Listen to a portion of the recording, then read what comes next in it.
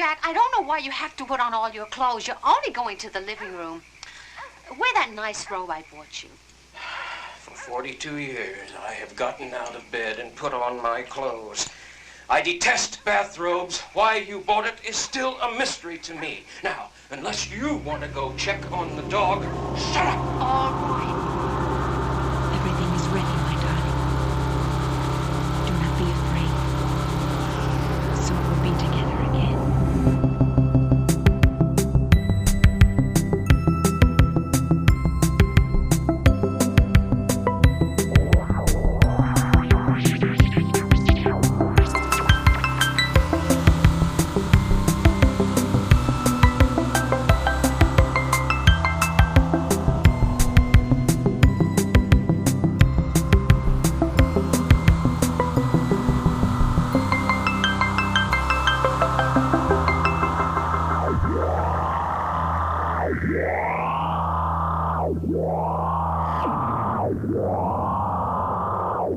This sandwich tastes as dry as hell.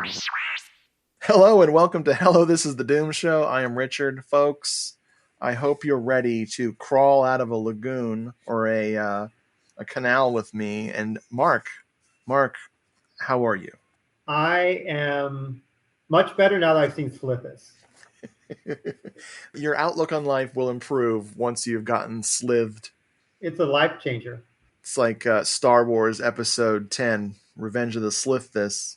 Slithis, yes. Mm-hmm. Darth Slithis. That's hard to say. Never mind.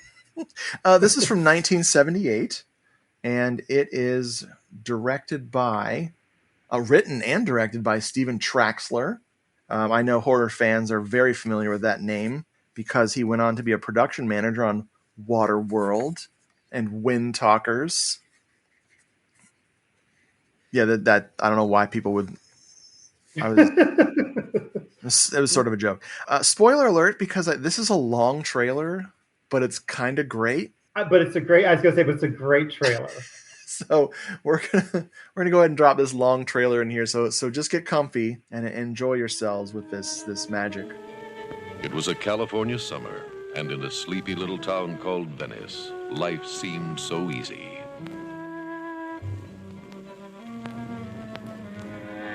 Until that night, when terror stalked, and then things could never be the same. Slithis, spawned from a nuclear hell, it forages for food to survive. And last night's brutal slayings brings to 7 the total number of Venice residents murdered in this bizarre series of ritualistic mutilations. The locals are in panic. Sure, we're scared. Damn scared. Where will this flesh-eater feed next? Okay, wise guy. Fred. Where did you get this substance, Wayne? How can this man's beast be stopped? It's like nothing I've ever seen before. Will you survive the nightmare that is Slithis?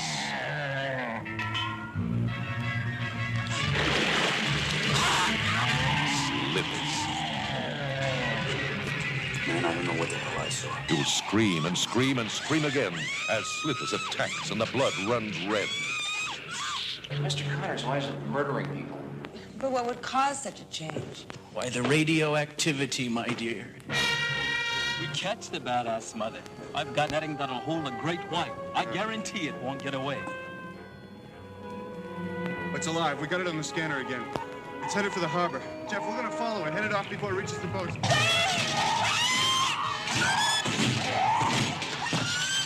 Slithis, the demon of science and the sea. A horror so outrageous that no one believed. Until it was too late. You ready to put the hook to the slimy beast?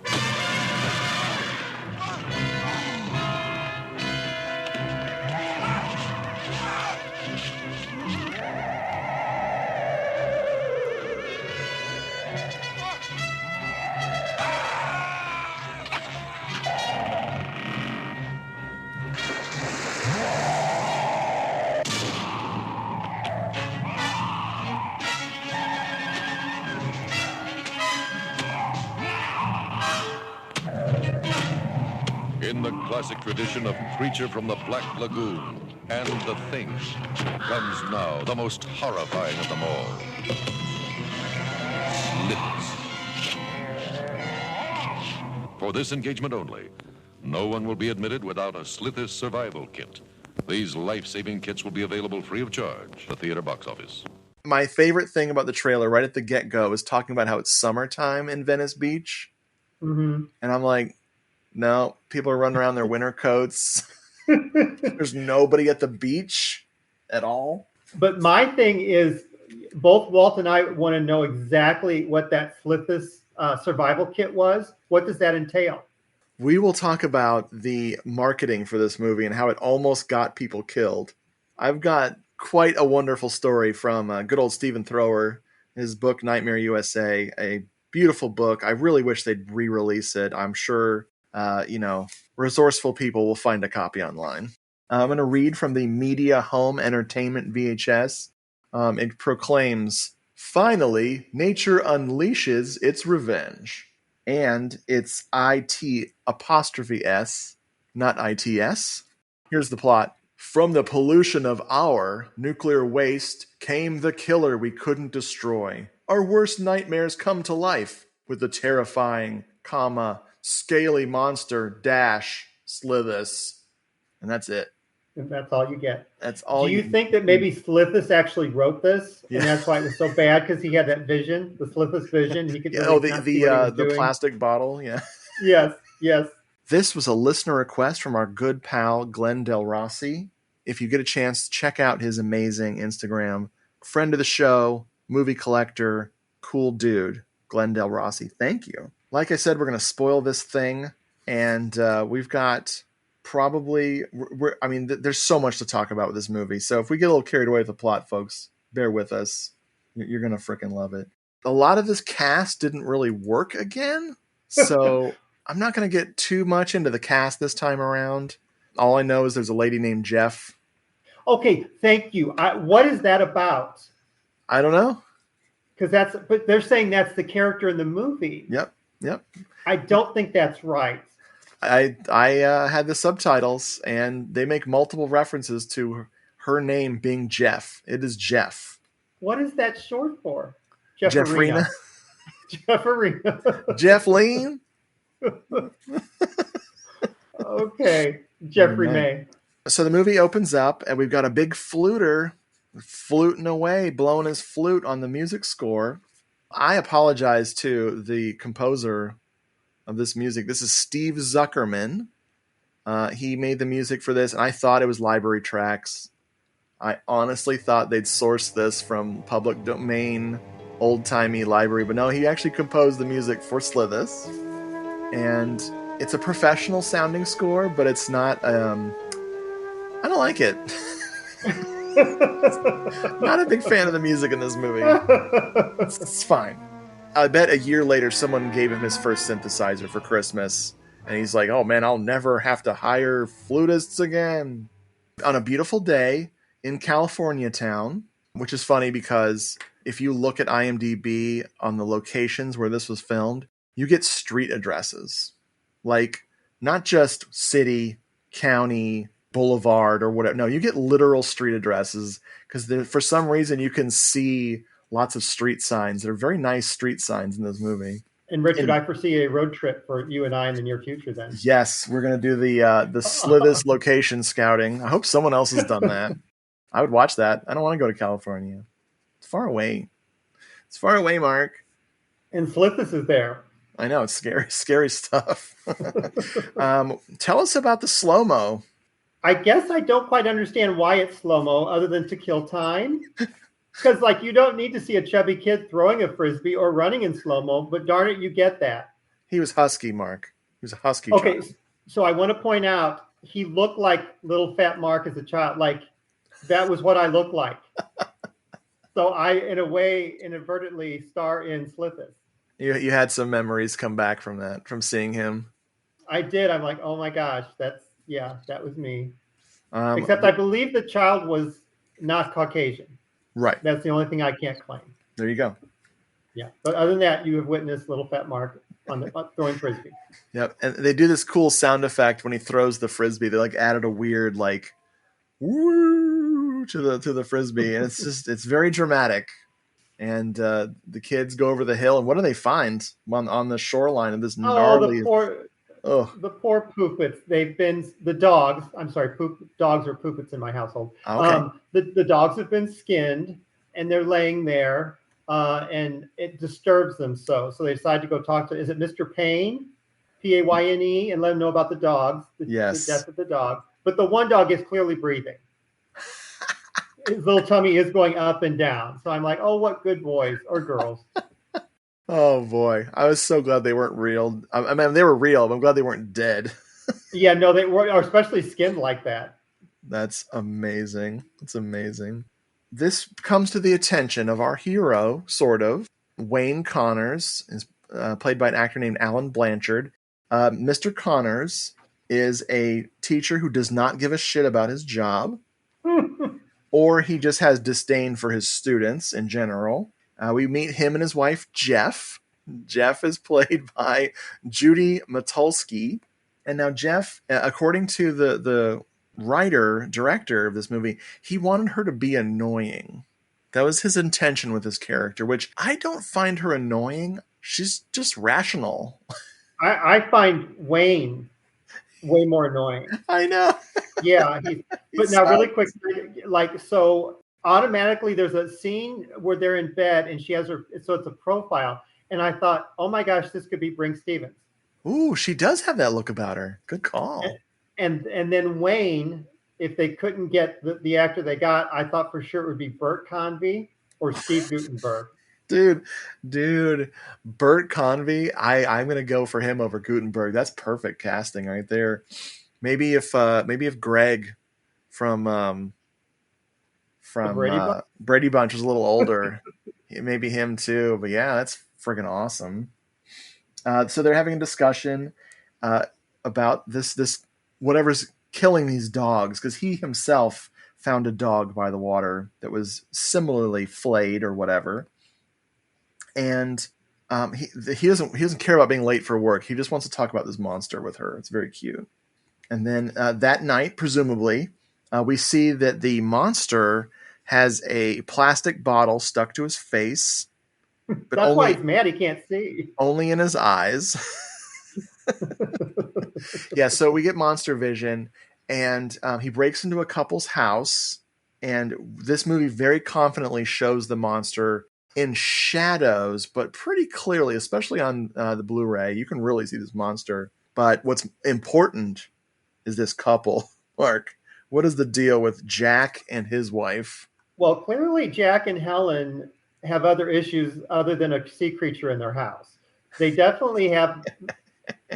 I bet there's no communication other than like just belittling and griping at each other, because they are so hateful.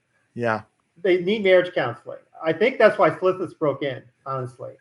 Oh. Because all they do is like fight with each other. He was a proto BetterHelp counselor. He was doing a home visit and things went wrong. Yeah, I love this. So there's this noise, and he hates their dog because the dog will get out and destroy things. And so he doesn't want to get out of bed. He's yelling about this dog. And when she finally convinces him to get up because there's so much noise out in the house, he gets up and starts getting dressed, like fully dressed. Fully dressed. Because he does that every morning, Richard. Yes. Honey, put on your robe. And he's like, I'm not wearing that stupid thing. I've been getting dressed for 42 years. He's very set in his ways. He is very set in his ways. Love him. Which is that why she keeps a pistol in her nightstand? Yes. That's how set in his ways he is. He gets murdered immediately by the creature off camera. And then she goes out with the gun and does that hilariously, I don't know how to hold a gun thing, where if you fired a gun like that, it would probably just hit you in the face. So she's shooting at it. Of course, bullets have no effect on it. She gets killed off camera as well, but we see their corpses. Now, did you notice that like Jack is just kind of bloody, but her skin has been sucked right off of her? Yes. She's like a skeleton laying. She was more delicious. She was way more delicious than him because her face is eaten off when they show her. Now, do you think if he had just worn a robe, it would have been easier to tear it off and then eat his flesh as well? It was like too much work. It was like unwrapping a candy bar. Yep. And Yep. Slithis didn't have time. He smartly put on his clothes and spared himself the worst of it. Damn, Mutt, that's it. Jack, what is it? Is Regal all right? Oh, of course he's all right, in and out like a tornado. You're going to have a mess to clean up in the morning. At school the next day, one of Mr. Connor's irritating students, because he teaches journalism, and one of his students shows up, interrupts he and Jeff talking, and is like playing the radio for him about this couple that's been murdered. So he wants to go check it out. And that's when Jeff tells him, "You're not a journalist. You're a journalism teacher." But yet he has a past. Did you notice he like points that out later that he has like Yes. Yes, in order to become a journalism teacher, he became a journalist first, couldn't cut it. And those who can't journal have to teach journalism. I think that's how that works. Right. Now, just really quick, the two students, I want them to have their own sitcom, and I would watch that religiously. Yes. Dude, that would be awesome. Yeah, I love those two. They would have really, like, one of them would have, like, a really unflattering nickname, and the other one would be, like just a normal, like, it'd be like Jamie and Scraggleface or something like that.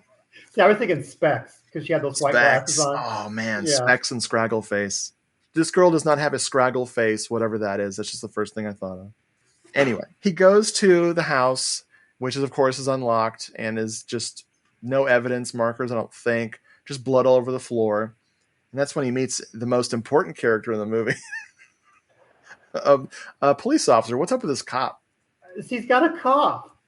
And he offers him a cough drop and everything slowly, because he can't do it fast because the cop might get, jittery and shoot him. But there's no reason for this officer to have a cough. It doesn't play into anything at all.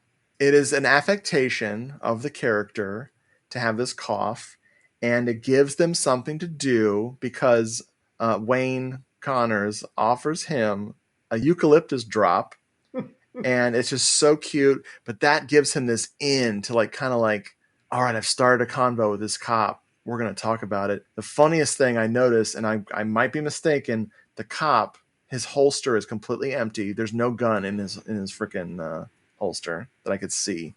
So he was just going to beat him up if he got fresh. Do you think that was a subplot and actually Helen had stolen the gun that was in the nightstand?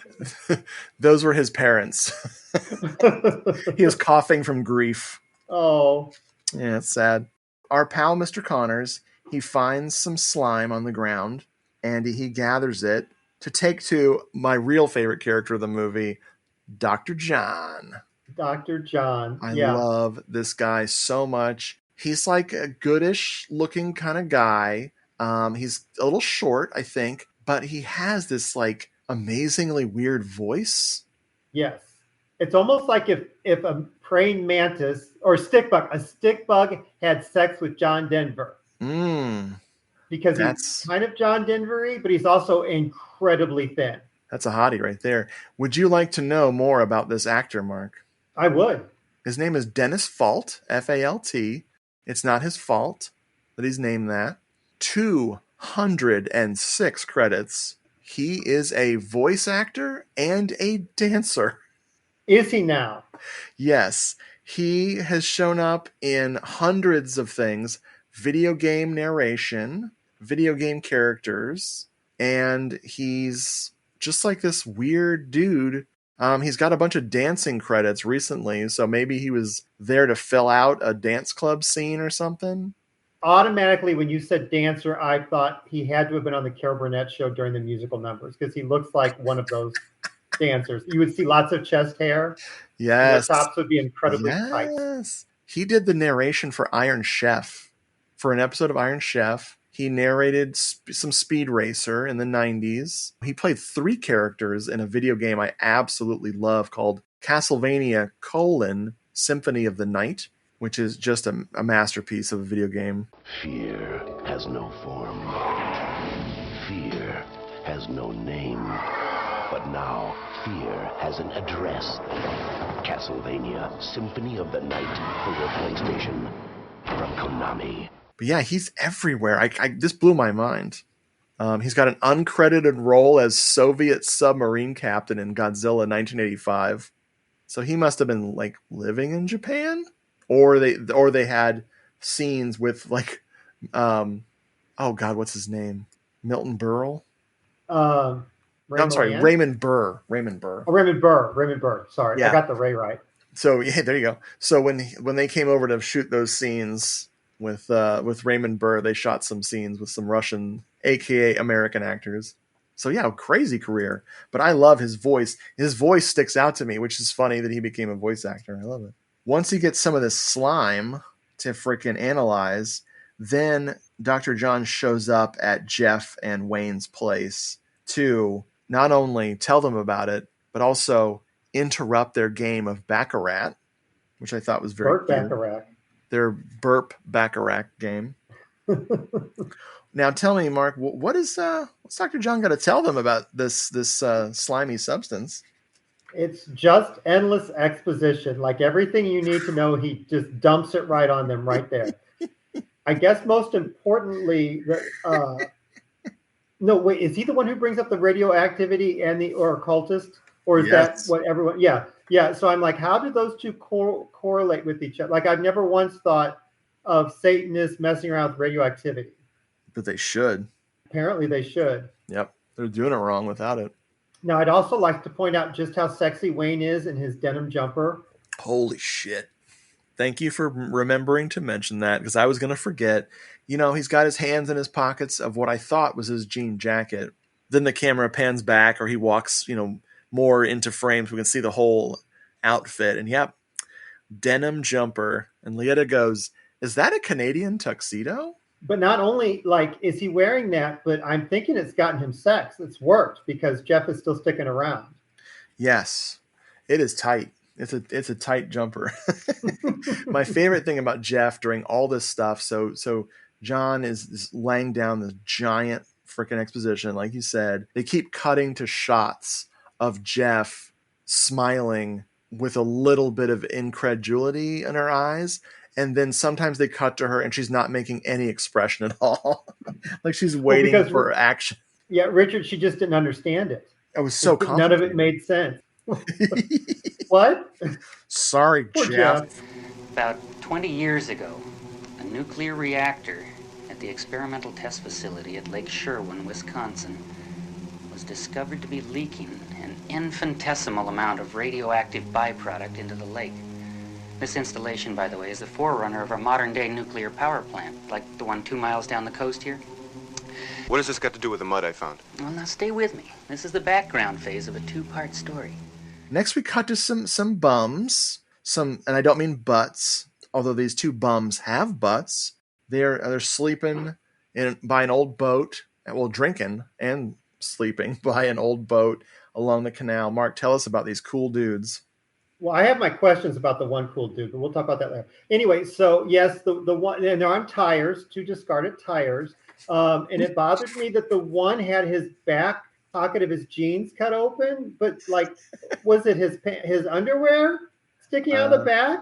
Very disturbing. Anyway. He had a lot of patches all over his pants. Very confusing. A lot of patches, but it's Bunky and Preston. And Preston's had way too much to drink or smoke, maybe. Uh-huh. But what I find disturbing is it's made mention that he's basically defecated in his pants. And that disturbs me because later there's another scene, and he pretty much, I think he really did defecate. Not actuality, but the character was supposed to have done so. And I'm like, you're wearing the same pants, and the person interacting with you has not made a comment about the feces smell that you must be reeking of at the time. Did you crap your pants? He's like, no, I just farted. And the other guy's like, no, you crapped your pants. I'm like, oh my gosh. Oh, I'm dying. It's so great. It's so great. This is Preston and Bunky.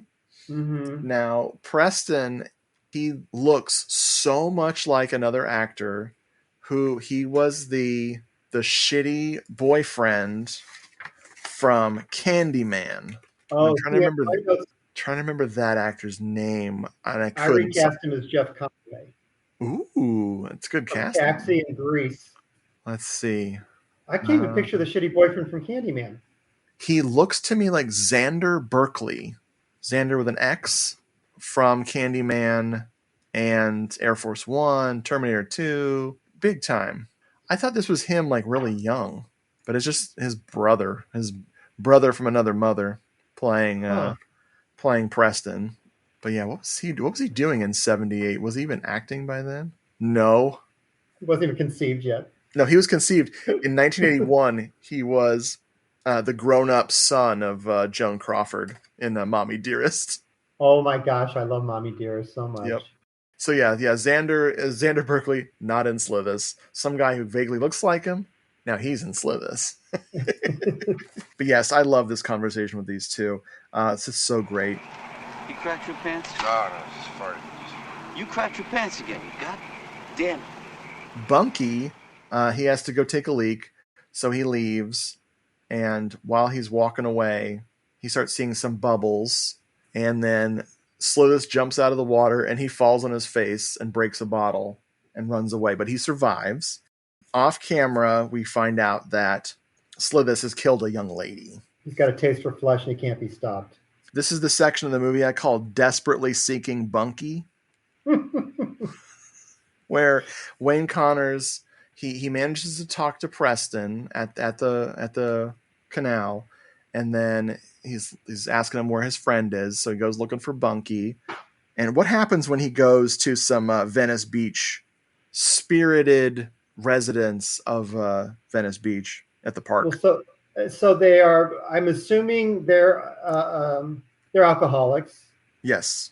So these three day drinkers, which you would never put together. So one's like kind of looks like a dock worker with a knit hat. Sure. And the other one, I think, might have more in common with Bunky than we know. He's got a tank top and sandals, and he's a smoker. But there's something about him that I might think he maybe plays for my team. And then the other one looks like a sweat hog that dropped out. Mr. Carter, my GPA is too low. And they're also, to me, older than they should be. Yeah. Yeah, so Wayne wants to deliver a message to Bunky. And they're like, oh, just tell us. And he's like, no, I have to do this myself. So eventually he figures out where Bunky lives. Yeah. He buys them off with $5 so they can get some wine. All I could think of was Trader Joe's. They have $3.90 wine. I actually, not because of the wine, but when he was talking about that, I thought of Trader Joe's because, no offense to your listeners, but they look like they would frequent Trader Joe's to me. Yeah, that's the thing, Mark. Trader Joe's is one of our sponsors, so I think you just, you just fucked that up, dude. I am so sorry. There goes our revenue stream. Yeah, I would never put these three men together. Ever. No. Hey, cheap wine brings together strange bedfellows. Truly. Then Wayne makes his way to Bunky's place. But it's covered with different sized round mirrors, a disco ball, an alcove with a barber chair in it, and lots of necklaces hanging on the wall, which makes me think, does Bucky live an alternate lifestyle from other people? Right. Or does he have a girlfriend? Or does he have a gay roommate? There's so many questions I now have about Bunky. Because you wouldn't think he'd have a place to crash at all. Let alone that place. Yeah. Yeah. Oh, maybe it's the difference between a hobo and a homeless person. He chooses the lifestyle. I thought you were going to say hobo and homo. I would not say that. I'll let you say that. Jeff and Wayne have to meet up with another professor.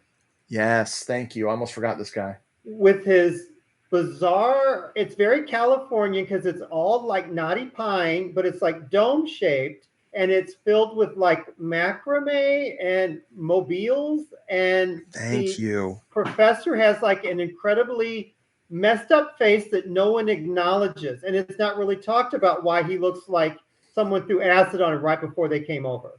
Dr. John did mention him. He said he referred to him as a doctor friend who overdosed on radiation, which meant he was like normal people take small doses all the time. Oh, I thought he just fell asleep, like he overdosed and then fell asleep in the radiation, and that's what happened to his face. I almost completely skipped this whole part. I did not know what my note meant. I just wrote one thing. I wrote turtleneck radioactive doctor. So thank you for catching that. You're fine. That scene. But that's where he's the one who mentions the ship owner operator that they should get in touch with him. Yes, because they need soil samples from Yeah. where the power plant is supposedly leaking. They need a diver to go down and get it. Yes. Whew, Yes. Thank you. Folks at home, And- I just edited this episode so much. You have no idea how much I struggled just to get to this part of this fucking overly complicated plot, which we love. It's fine. It's me. It's not you, Slithis. It's me. No, it's never Slithis. So he goes to rent a boat, and we get a great character. This is, I believe, his name. He introduces himself as Christopher Columbus Alexander. Mm-hmm. And this is a actor named Mello Alexandria, which is amazing. I would have just insisted that I go by that name. Like, yes, I'm playing myself in this movie. He's great. He's the life of the party. Just a big, boisterous character. Mark, what do you think of this guy? So I love him, but the minute I saw, so he's a black actor. Yeah. The minute I saw him, I thought, oh my God, no, this poor man's not destined to see the end of the movie. Exactly.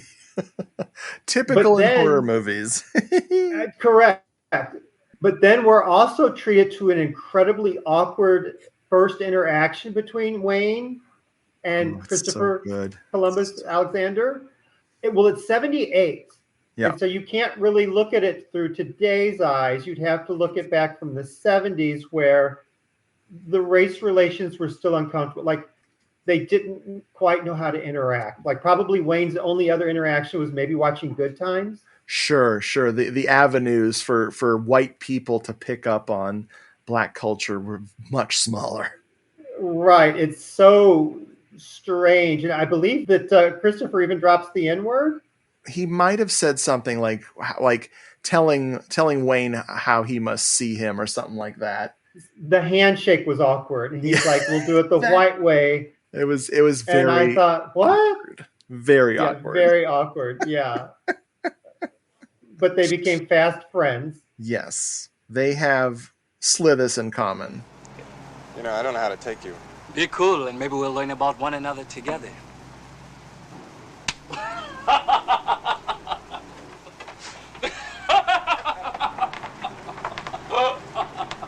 They're going to take Christopher Columbus's boat. It's called the Creation, and they're going to go out to do this whole thing with the soil collecting, the diving and the soil collecting. But first, I have to talk about the scene we don't see.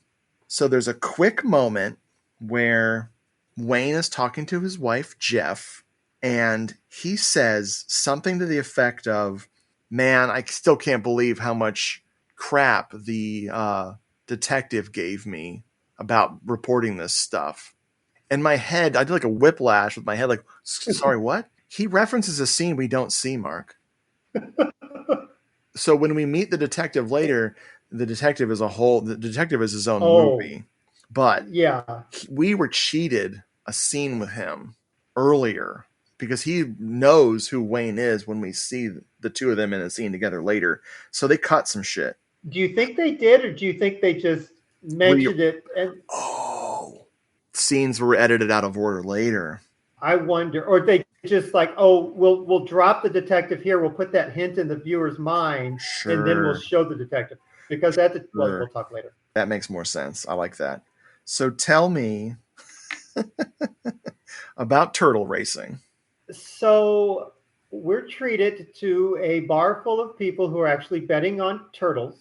And we see the turtle race quite lengthy. Like I think it's almost a third of the film, if I'm not mistaken. It Well, goes on. they're slow, and time slows down when you're watching. Yeah, it goes on for quite a while. But we're actually seeing this because Doug, porn stash Doug, Oh boy. is taking Jennifer there, because I really do think that I'm going to defer to you, Richard, because I'm a gay man, so I don't know. Do turtle races is it like an aphrodisiac to female? Yeah, that's how I met Lieta, actually. I thought so. Yeah. I have Apparently this never is going to get her hot and bothered somehow. Yeah, I've never heard of turtle racing ever before this movie. No, maybe I have, but like it would be children. It'd be children trying to race a turtle. Like there was no rabbits to kind of mix it up a little bit. You couldn't have any tortoise in the hair going on. No. But it's really cute. It's very cute. It's very wholesome. It's the most wholesome part of the movie, which is funny because this guy Doug, who is so sleazy, is picking up this girl. He's picking up. He's I think human trash. He is trash. Jennifer. And yes, Jennifer and Doug are going to become lovers. Interrupted. But my favorite thing is the announcer at the turtle thing. He's trying to make this turtle racing as exciting as possible. And one of the turtles, unless I misheard it, is named Legs McGurkle. So Legs McGurkle the turtle. I love it. I fucking love it. Legs McGurkle. That's the greatest thing that's ever happened, ever. Gary's going to bring out a no-time winner by the names of Legs McGurk. It has an almost racing win of zip. Nothing. So yes, she's excited. There's a discussion in the car about how old she is, and she says she's 18, and I kind of believe her. And then they end up at his swanky pad, which is a boat. And is it a love boat or a sex ship, Richard? It features an altar to Doug that Doug made, where there's a great headshot of Doug on a table with two candles on each side for some mood lighting. So in case you didn't know you were in a room with Doug, there's a altar of Doug. But yeah, what's weird is his friend who doesn't live there hangs out in his boat and tries to scare Doug. So when this person, who I don't remember his name, Rex. Thank you for Rex. He's hiding in the ship in the little boat and jumps out and scares Jennifer. And then there's this whole thing. Doug is so sick of this Rex character.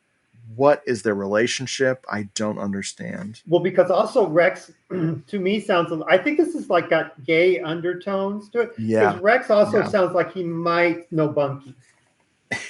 I think that Rex and Bunky might be roommates. Yes. He doesn't want to have his mojo crushed by his dorky friend, or more than friend. And see, now I'm going to start looking for gay characters in everything we watch. Doesn't he seem very preoccupied with Doug, even though he's got Jennifer there? He totally is fixated on Doug. Oh, yeah. man. Now I know Doug is fixated on Rex. Yeah. This is the real reason we picked Slithis, folks. So they hook up on the boat, and things are getting hot and heavy, and he decides to go and get wine? Maybe? But I love he's going to lock the door. Because she's uncomfortable. Yes. And he doesn't really take no right away for an answer. But anyway, she's uncomfortable. So he says, hey, why don't you get naked while I'm gone? Yes. So he's planning on coming back from locking the door, and she's just all nude and ready to go. She just wants him to lock the door, and he's being a dick about it. I love it. Oh, yeah. Doug is horrible. So gross. So while he's out there, thankfully, Slithis murders him. Unthankfully, Slithis breaks in and goes after her. And again, I got to talk about how confident they were in this monster. Like, Slithis is on screen, bold as life, well lit, so much in this movie. They love this freaking creature so much. Unfortunately for our pal Jennifer, she takes friggin' forever to die because she's a slow-mo dyer. And then we get boob and then not boob. Yep, he rips open her top, and then she just turns over like, I did not want to show my boob today. And then when she's dead, it's covered. The funniest thing about all this is they recorded her screaming for 20 minutes and tried to use all the screams in 1 minute. So there's just endless wall-to-wall screaming, no room for a breath screaming. It's so obnoxious. It was the one time where the movie got on my nerves. And like, I started to like turn the volume way down. I was like, no, shut up. That's my ringtone, Richard. I know. And it rings for half an hour and you don't pick it up. So one thing I love here is we get a little scene with Jeff and Wayne talking about their big day the next day, which is they're going to go hunt the Slithis, because she and Dr. John and them, they're going to do this thing. But what's important here is that eagle-eyed viewers will notice that Jeff is reading Glamour magazine. And I figured this movie was shot in 1977. So I found the issue on eBay. I did not buy it. I was just going to ask you, how much did you pay for it? I did not pay for it. I'm just looking at the pictures. It's free to look, Mark. February 1977, Glamour. The 10 big fashion questions to check before you buy. And your new beauty and health priorities. And what happened to romantic men? Hello, Slithis. Well, see, I was thinking one-piece denim jumper. Right. Here's one for Jack and Helen. Could your marriage use help? How to tell and where to get it. Slithis. I think Slithis is the answer to everything. How to tell and where to get it. That didn't make sense. But yes, Slithis is the answer. Here comes the big one. Special guide for working women. How to handle money, men, management, mistakes, marriage, and last but not least, mothering. Well, you can't have all that, Richard. I know. A girl can't have it all. No, women cannot do all that. And then in the smallest font on the bottom right of the cover, by the way, it's Christy Brinkley on the cover. Hilarious. Oh, I thought that just went without saying. Oh, yeah. Big year for Christy Brinkley. Yeah. In the bottom on the smallest font, update on gynecological problems and solutions. Again, Richard, Slithis. Slithis.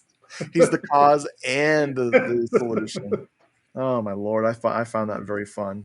So now we have doomed show royalty. Before I talk about who this actor is that's playing the detective, will you please tell me what is going on, Mark, with this meeting of the minds between our journalism teacher and this police detective?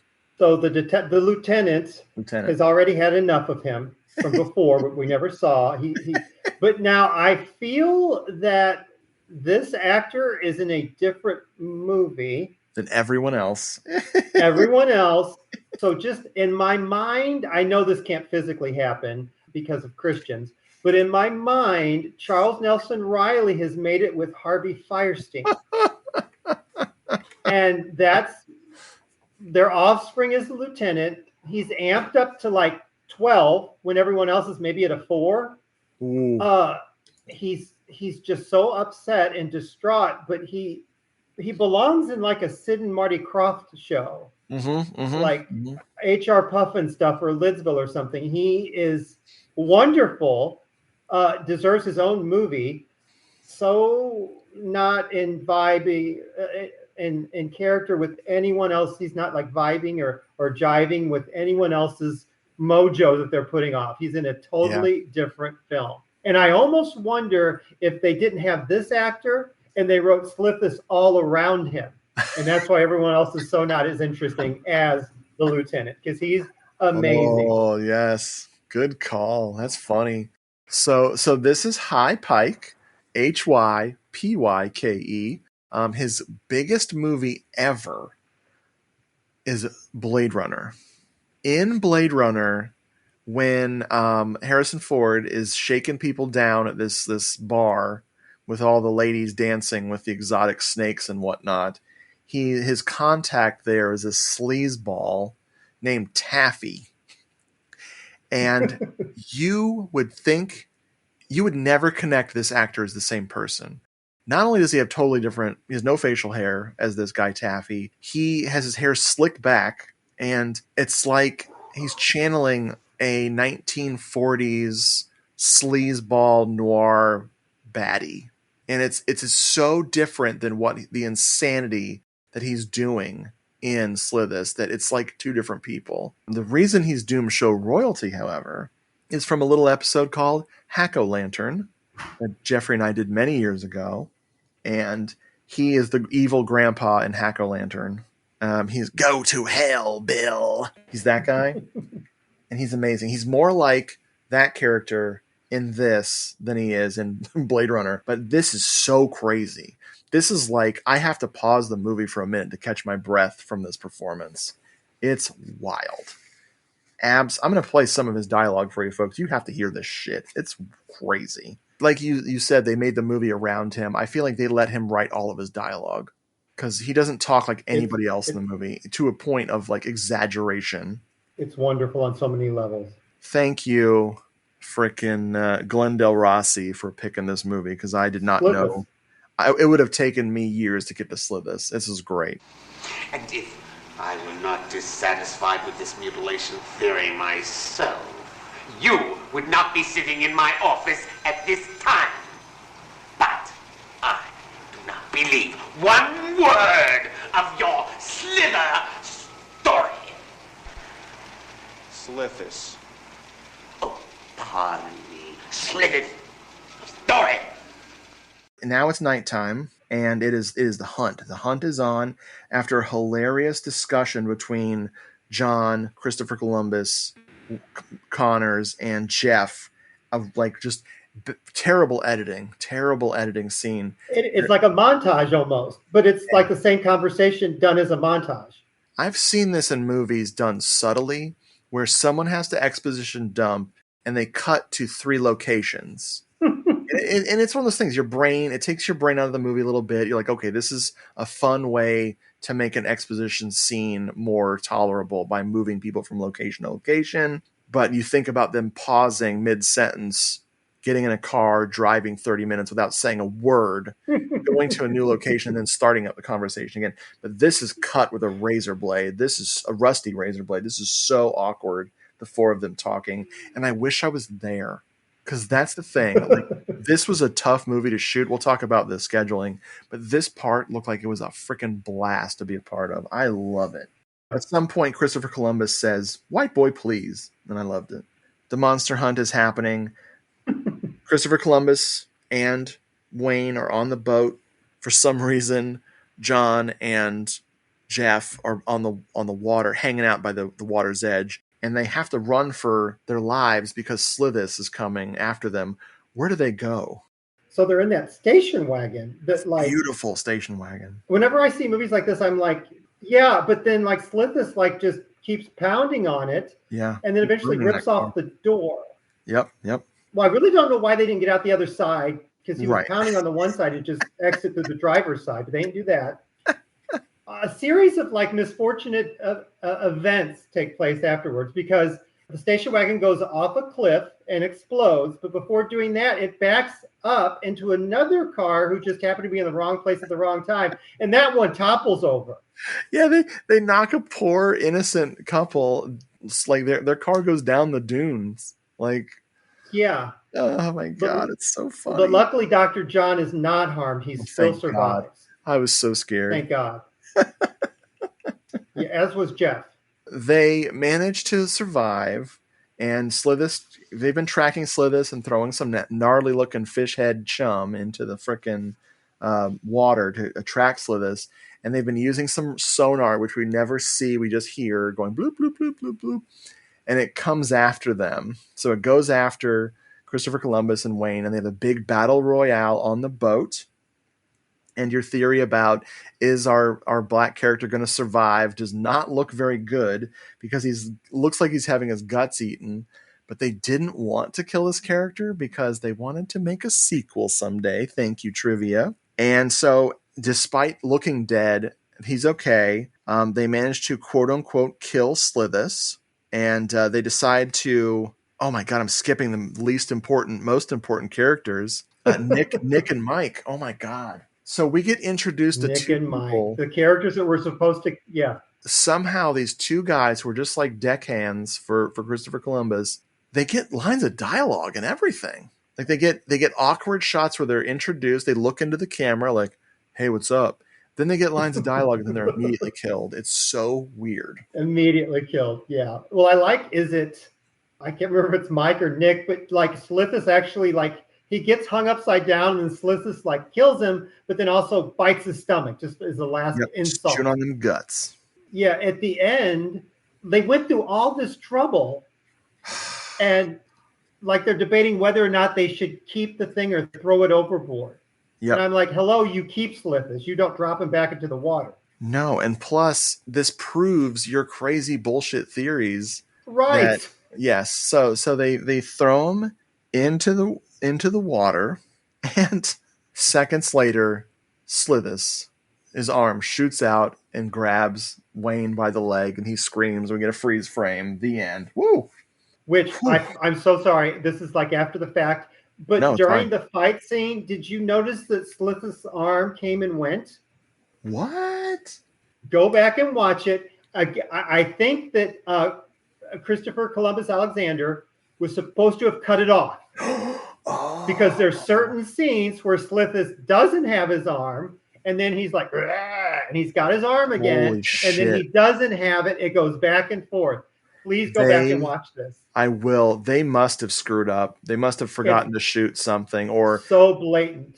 The film, their shooting schedule was too tight or something. Oh my God, I did not notice that. That's amazing. I love it. Now, did you at all watch the Italian version with the nudity dropped in? What? Are you fucking kidding me? Yes. Are you making a joke? I'm making a joke. Oh, thank God. We saw the one lady's the one lady's boob. Oh my God. But can you imagine this, but just with like hardcore scenes dropped in without any characters whatsoever? Dude, I've watched over 50 Jess Franco movies. Of course, I was just going to say, it's a Franco. So many scenes. You know, it's the Franco cut. It's so. If you're watching a Jess Franco movie, if you're watching either a French or Italian version, you're going to get some unrelated penises and vaginas. You're like, wait a minute, when was Lena Romay in Slithis? Right. I know her body anywhere. Thank you, Jess Franco. Oh my God.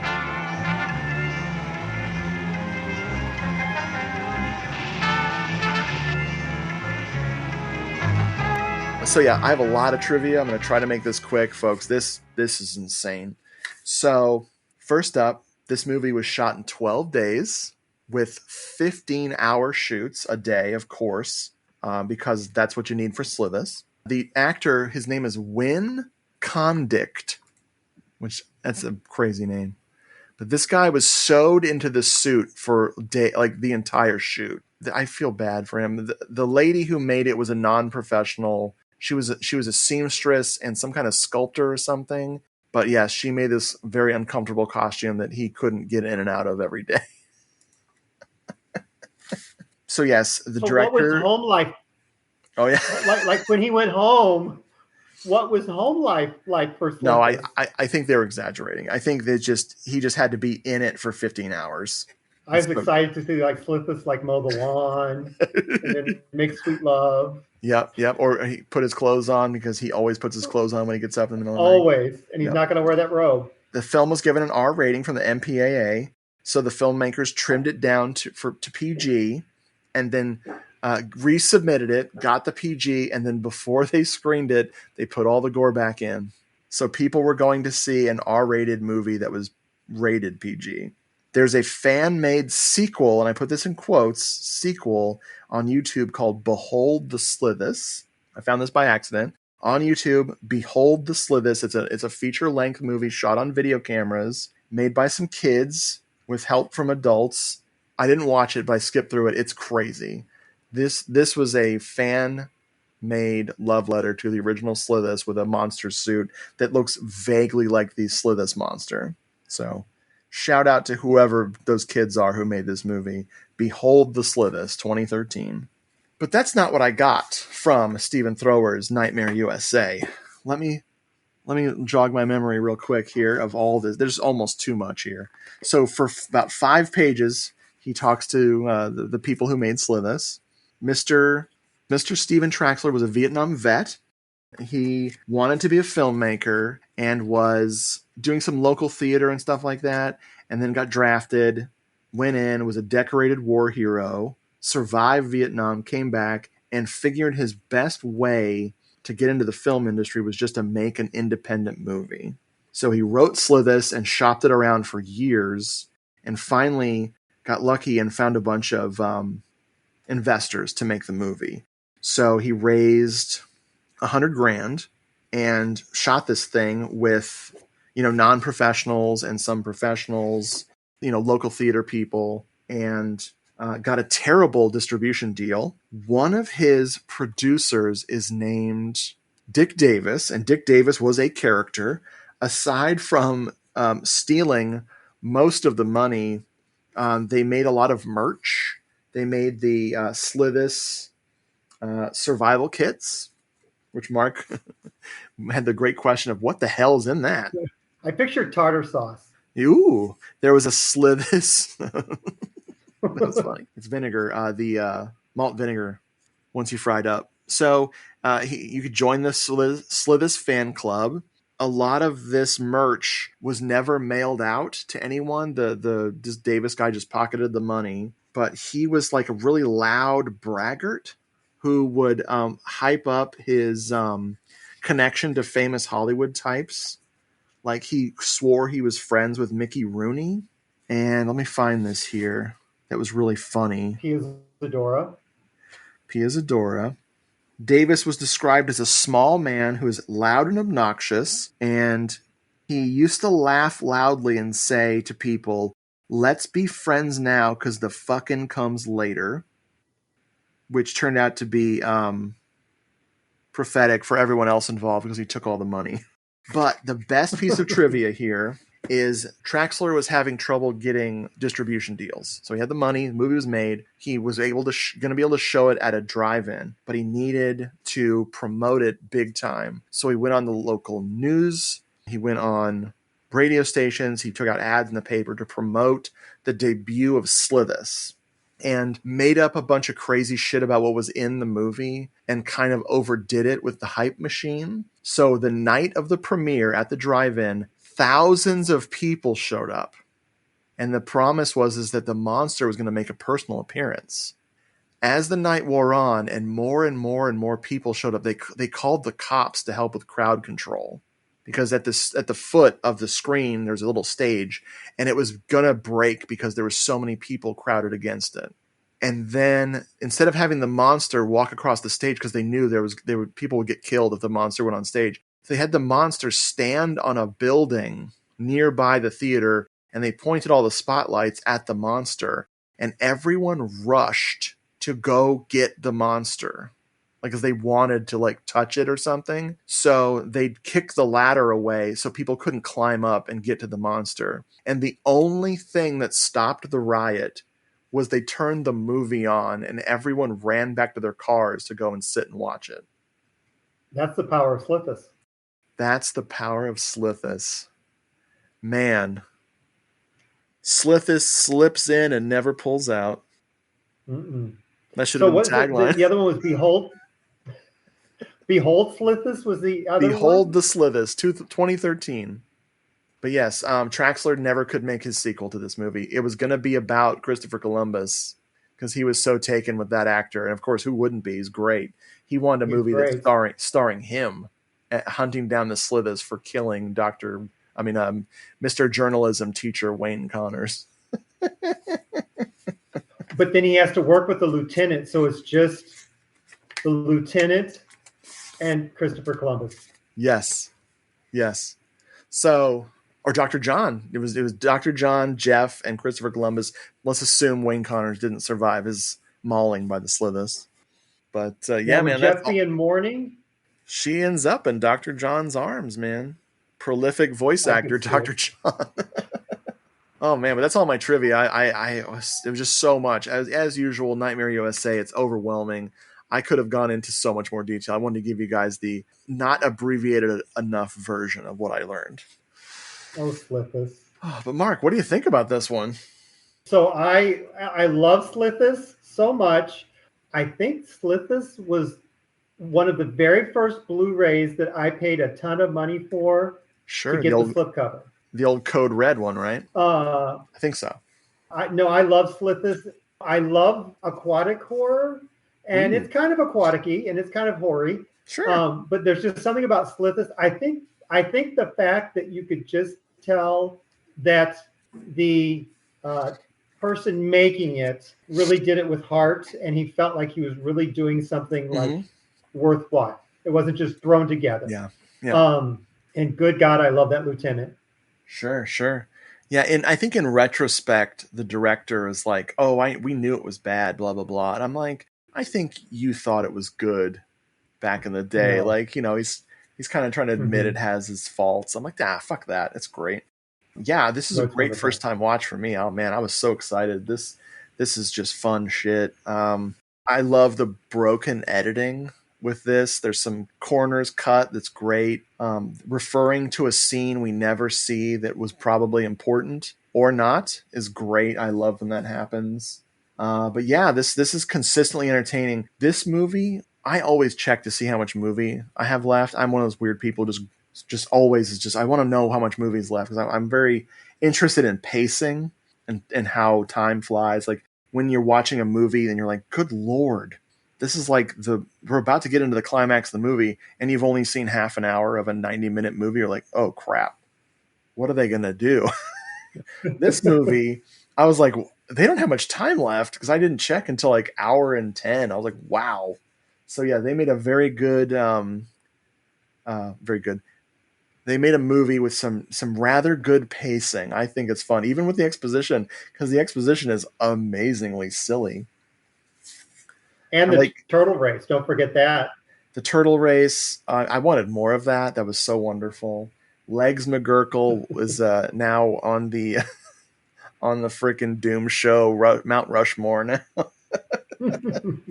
The only other thing I could find about this movie, Groovy Doom, is a wonderful, wonderful site. They have zines for sale, and they always are digging through the newspapers of the times to find drive-in flyers and movie posters to show, what were movies paired with. And I found some really fun stuff that Slithis was paired with because Slithis did end up getting out there to the people. It played a lot. I don't know how many years or months it was, being distributed, judging by late 70s, early 80s drive-ins and grindhouse theaters. Slithis probably played for like 2 or 3 years before it finally stopped getting distributed. But it played with Phantasm. Sometimes it played with Buck Rogers of the 25th Century. So the movie they cut together from the TV show and was distributed in theaters. It played with a favorite of mine called The Dark, which is wonderful. With Kathy Lee Crosby. Yes. It frickin' played with Kingdom of the Spiders. Oh, so, Shatner. Oh, baby. It played with, this is my favorite triple feature. It played with The People That Time Forgot and the 1970s King Kong. Oh. Wow. Wowie, wow. Which, you know what, Mark? I've never seen that. I think the most jarring one would be the Phantasm pairing. Yeah, that's a weird pairing. Good call. But I've never seen the 1976 King Kong. I've seen clips of it from back in the day on cable, but I've never watched the whole movie. Oh, you need to see that. I do. I mean, I saw it like on original release. Sure. In the theaters, but it's something else. Nice. Yeah. Cool. So before I let you flee this place and go back to your canal searching to find Slithis, we'd like to do a little segment on the show. Don't even put that out there. Now I can't sleep, Richard. Eyes wide, 2 a.m. Slithis. Mm-hmm. Before you go, we have a little segment on here called Recently Seen and Loved. And we pick a movie, any genre. Could be an old favorite, could be unseen, or a first-time watch, rather. What do you got, Mark? So mine is not an older film. It's a fairly recent film, so I don't want to get too into it. It's called Cuckoo from 2024. Yay! Have you seen Cuckoo? It is my favorite movie of the year for 2024. Okay. All right. Yeah. So director Tillman Singer. I'm actually going to ask your input on my description of it. To me, it seemed like a extended X-Files shot by David Lynch, and just briefly David Cronenberg popped in and said, hey, let's do this too. Yep. And let's barely explain the mechanics of what's happening. Which doesn't bother me at all. even though it's really important. But also, just like you, I didn't give a fuck. I don't care. I Nope. don't need it explained. After all these hundreds and hundreds of monster movies, hundreds and hundreds of science gone wrong, I don't want to hear the explanation. Let me use my imagination. That's fine. I find it very cute that a lot of people that didn't like Cuckoo, they just needed an explanation of they needed more info about what is happening, why these incidents are taking place in this weird remote mountain area of Germany. And I couldn't care less why. Because it's style, man. It's all about the style. And well, it's Germany. Yeah. It's Germany, so that happens anyway. Right. That's just how they do things over there. That's how they roll. But I'm glad you enjoyed Cuckoo. I loved it. I loved it. I saw it in the theater and back in the States. The last movie I saw in the States. Apparently the Blu-rays are finally shipping for those of you out there. I have a friend who's been waiting. They accidentally pre-ordered it. They thought they were ordering it, and then they waited 3 months to get a copy of this movie. Excellent choice. Excellent choice. I picked a movie that I used to not like as much as I do now. Listeners of the show might remember that when it comes to the big three of Nightmare on Elm Street, Halloween, and Friday the 13th, there's almost zero films in those three franchises I don't love in some way. And we rewatched, because it was Friday the 13th recently, Friday the 13th, Part 8, Jason Takes Manhattan. Jason Takes Manhattan. And I used to not like this movie that much. Nafa, who used to be a co-host on this show, rest in peace, he loved that one because he saw Jason Takes Manhattan in the theater with his mom. She took him to see it, and they had a blast, and he's always loved it. And it took me a while to come around to it. And every time I watch it, I forget that it is fucking crazy. That movie, every time something crazy happens and you're just shaking your head in disbelief, before you can open your mouth and talk about it with the person you're watching it with, or persons, something else crazy happens. And you just sit there in a stupor because it keeps one-upping itself with crazy shit. And it's so awkward and weirdly made on top of the crazy shit. So it's kind of a broken movie and also one that's trying really hard to entertain you. It's masterfully stupid. It's the only one of the first original run of the Friday the 13th where the cut scenes aren't gore. Because like parts 4 through 7 were cut a lot. They filmed a lot of gore. They're trying to hedge their bets by filming a lot because they knew the MPAA was coming for them. So the MPAA would cut those gore scenes and make it like obviously censored. But part 8, they tried a different method, which is they didn't film as much gore scene. They saved money and made the movie less gory anyway. And so most of the deleted scenes on the disc are dialogue explaining what's going on. Mm-hmm. All of those got cut because the plot of the movie is this high school is really close to Camp Crystal Lake. And because so many people have died, they're shutting the school down. So this is the last graduating class, and it's their senior trip to take a boat to Vancouver. Oops, I meant New York City. They filmed a few shots in New York City, and the rest is all Vancouver. Yeah, it's real stupid. The worst thing they cut was Jason Voorhees has a tiny version of himself as a child that lives in his mouth. Yes. There's a moment when Jason gets, spoiler alert, for a 3,000-year-old movie, Jason gets hit with some radioactive waste, and he opens his mouth and a bunch of water comes rushing out from Crystal Lake, presumably, because it's clean water that comes out.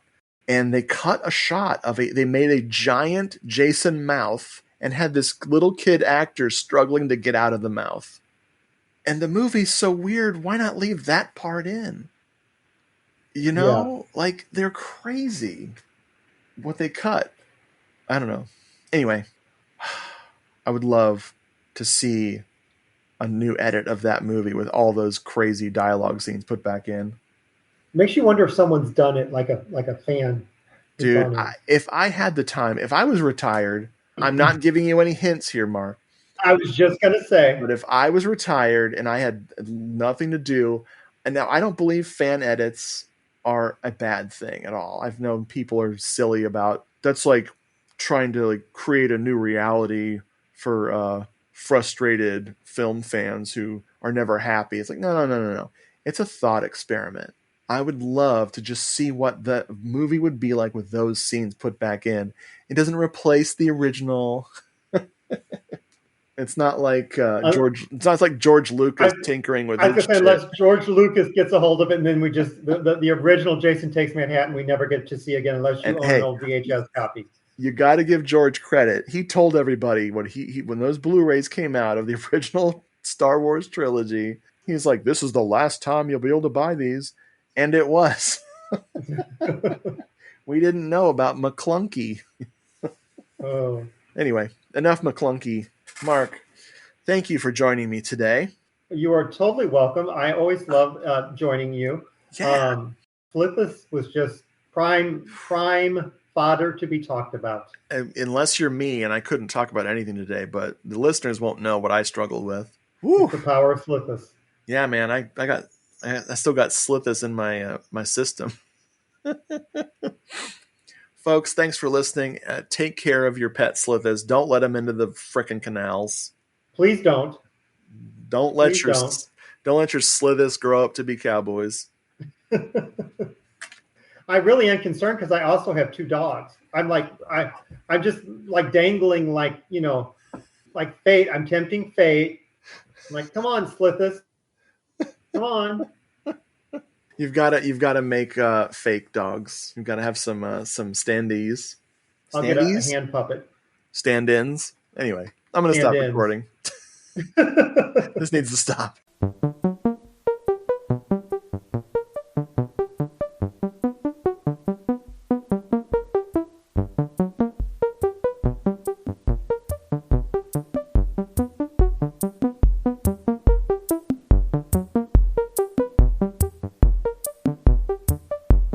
Folks, thanks so much for listening to this episode. If you'd like to write into the show, send an email to doomedmoviethon@gmail.com or hit us up at doomedmoviethon on Instagram or at doomedmoviethon on Twitter or at doomedmoviethon at Discord, or go to Hello This Is the Doom Show on Facebook and message us there. If you want more Hello This Is the Doom Show, go to doomedmoviethon.com and click the podcast button for the archive, or go to YouTube and look up Doomed Moviethon and you'll find the classic episodes of Hello, This Is the Doomed Show. And if that's still not enough, I have written some books, about my love of movies over on Amazon.com. Just look up Richard Glenn Schmidt and you'll find Giallo Meltdown, a Moviethon Diary, Giallo Meltdown 2, Cinema Somnambulist, or Doomed Moviethon, the book. Hello, This Is the Doom Show is a proud member of the Legion Podcast Network. Go to legionpodcast.com and check out the other great shows over there.